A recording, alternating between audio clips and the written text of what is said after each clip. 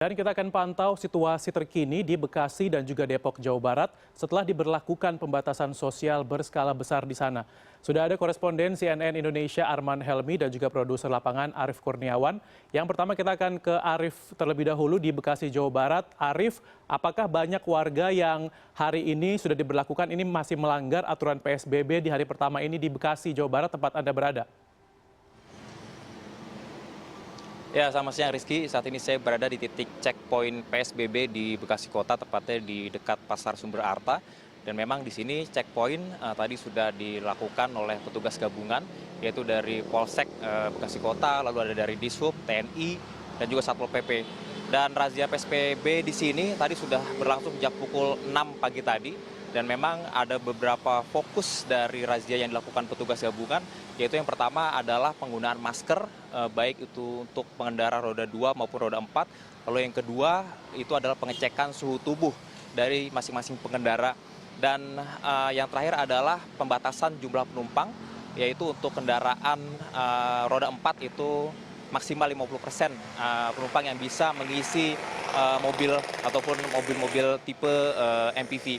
Sementara untuk roda 2 tadi dari pantauan saya sejak pagi tadi, untuk kendaraan roda 2 yang mengangkut penumpang yaitu berboncengan itu masih diperbolehkan dengan syarat mereka masih menggunakan masker. Dan memang tadi dari razia sudah dilakukan sejak pagi tadi memang masih ada sejumlah warga yang memang belum mematuhi. Dan memang proses teguran yang dilakukan di titik saya ini yaitu di dekat Pasar Sumber Arta itu masih berupa tindakan persuasif, yaitu mengingatkan saja. Dan memang selama 1-2 hari ini, yaitu sampai dengan esok, itu petugas masih mengedepankan sosialisasi. Sebelumnya dari petugas kepolisian Polsek Bekasi Kota juga sudah mengiyakan bahwa 2 hari ini masih diisi dengan sosialisasi dan nanti baru pada hari ketiga diisi dengan tindakan tegas. Dan memang untuk wilayah Bekasi Kota sendiri itu ada 14 titik checkpoint, yaitu yang pertama di pintu tol keluar tol barat, lalu yang kedua ada di pintu tol keluar timur 1, yang ketiga di keluar tol timur 2, yang keempat di keluar tol Jati Bening, lalu berikutnya di keluar tol Jati Asih, keluar tol Jati Warna. Sementara untuk di jalan arteri itu ada di wilayah Patung Garuda, Medan Satria, Perum Kota Bintang, Polsek Bekasi Selatan, Sumber Arta tempat saya sekarang, lalu di depan Pospol Jatiwaringin, Polsek Pondok Gede, Pangkalan 6 Cilengsih, Bantar Gebang, lalu ada Teluk Pucuk Giant, Bekasi Utara, titik berikutnya di Sasak Jarang, Satlantas Polres, lalu yang terakhir adalah di titik Tongyang, Polsek Bekasi Timur. Dan mengutip dari informasi dari Dirlantas Polda Metro Jaya, Kombes Pol Sambodo Purnomo Yogo, memang untuk keseluruhan daerah penyangga DKI Jakarta itu total ada 125 titik checkpoint, yaitu masing-masing di Kabupaten Bekasi itu ada 20 titik, di Bekasi Kota 30 titik, di Depok 20 titik, Tangerang Kota 22 titik, Tangerang Selatan 31 titik, di Polres Tanjung Priuk 3 titik, di Bandara 1 titik, dan ditambah dengan titik checkpoint di wilayah Polda Metro Jaya sendiri ada 33, sehingga total ada 158 checkpoint. Rizky. Ya, baik Arief, kalau misalnya dari pengamatan Anda sendiri ini biasanya atau paling banyak pelanggaran apa yang dilakukan oleh warga yang melintas di sana?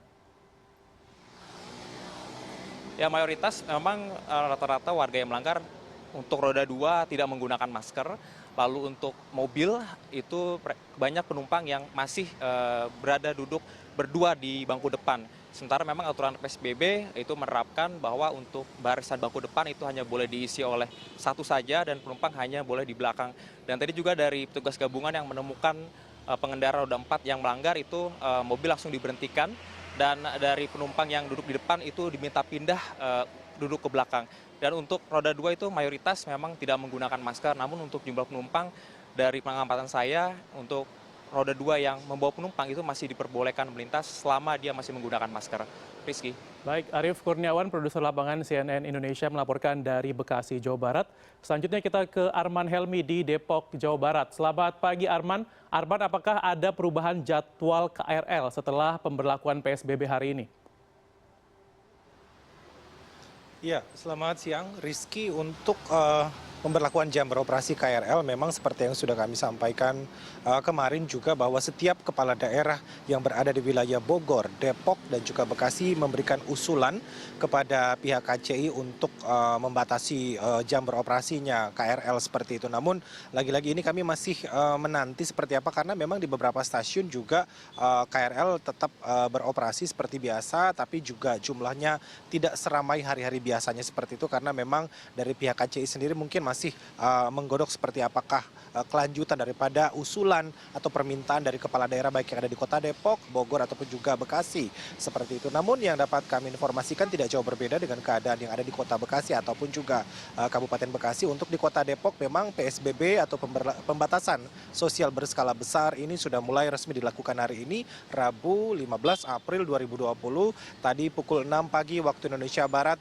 posko checking point di mana tempat saya berada saat ini di bawah flyover atau di kolong jembatan layang Universitas Indonesia yang berbatasan langsung antara wilayah Depok dan juga wilayah Jakarta Selatan. Ini petugas aparat gabungan TNI, Polri, Dinas Perhubungan, Dinas Kesehatan dan juga Pemkot Depok sendiri sudah mulai melakukan aksi ataupun juga memeriksa kendaraan yang melintas baik dari arah Jakarta menuju ke Kota Depok seperti itu.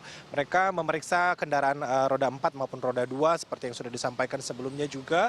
Apabila ditemukan pengendara yang tidak menggunakan masker, maka petugas gabungan juga ikut memberikan masker seperti itu jikalau memang ketersediaannya masih ada. Dan ada pula kebijakan yang diberlakukan kepada pengendara sepeda motor untuk memutar balik untuk mengambil masker di rumah atau membeli masker seperti itu. Jadi memang analisa saya Rizky pada saat pemberlakuan PSBB di wilayah Depok memang belum ada tindakan ataupun juga sanksi tegas yang diberikan oleh petugas ataupun juga aparat gabungan, tetapi masih bersifat seperti himbauan ataupun juga edukasi yang bersifat persuasif seperti itu. Mereka memberitahukan memang manfaat menggunakan masker itu seperti apa kepada masyarakat dan memang ini juga yang dikeluhkan oleh petugas bahwa edukasi itu sangat-sangat penting karena mengingat literasi masyarakat kita masih berbeda-beda dan bervariasi.